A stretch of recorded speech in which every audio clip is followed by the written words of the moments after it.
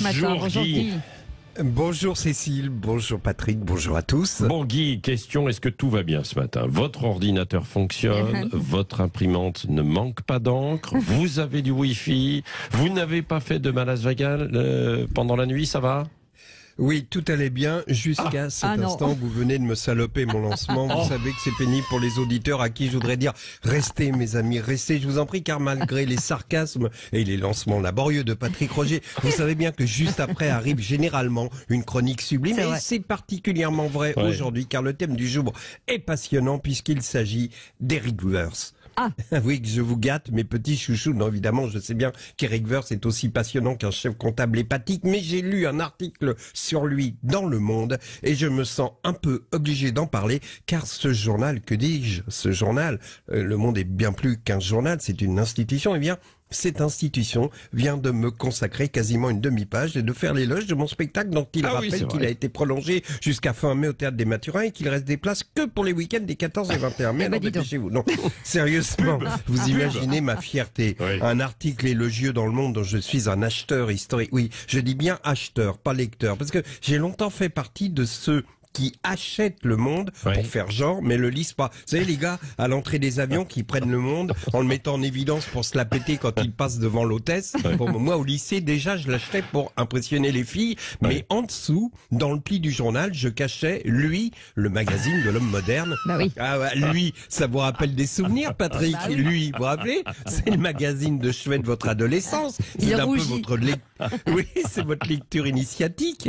Vous vous souvenez, Marie-Christine Barrault, nulle. Je me souviens très bien. Mais revenons au Monde.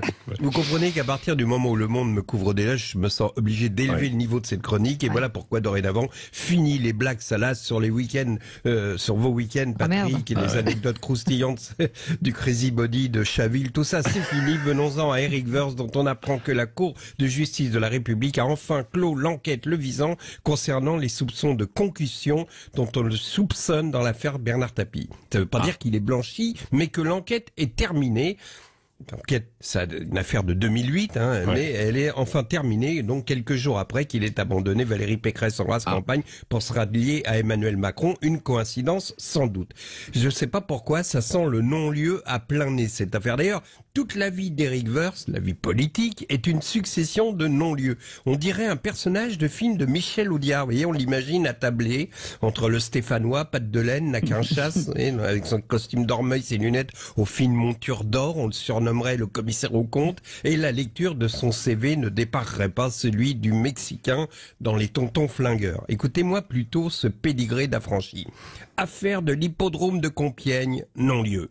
Affaire Bettencourt, relax. Oui, là, il a comme même eu les félicitations du jury pour assistance à vieille dame en détresse. Il disait, vous fatiguez pas, mamie, je mettrai l'ordre du chèque moi-même. Affaire Sarkozy-Kadhafi en cours. Ceci dit, l'absence de soutien de Sarkozy à Valérie Pécresse et son ralliement tacite à Emmanuel Macron augure là aussi d'un non-lieu. Affaire Tapie Crédit Lyonnais, fin de l'enquête. Là, il était mis en examen pour concussion. Oui, ça sonne pas terrible comme mot. Même Copé qui croise Eric Woerth à l'Assemblée en lui disant, bonjour Eric, comment ça va? L'autre, bah écoute, pas terrible, je suis mis en examen. La Copé s'exclame, mais c'est pas grave ma poule, on a tous été mis en examen au LR. C'est comme un bizutage, c'est la bite au cirage de la politique. L'autre, oui, mais enfin la concussion. Et là, Copé dit, ah merde, concussion quand même, ouais, là c'est sévère. Même Guéant a pas été mis en examen pour concussion. Enfin, là je suis sûr que tout va s'arranger avec Balladur, Sarkozy et Eric Woerth. Le nouveau monde est en marche. La politique française vient de réinventer Lavoisier. Rien ne se perd, rien ne se crée, rien ne se transforme. Merci Guy Carli.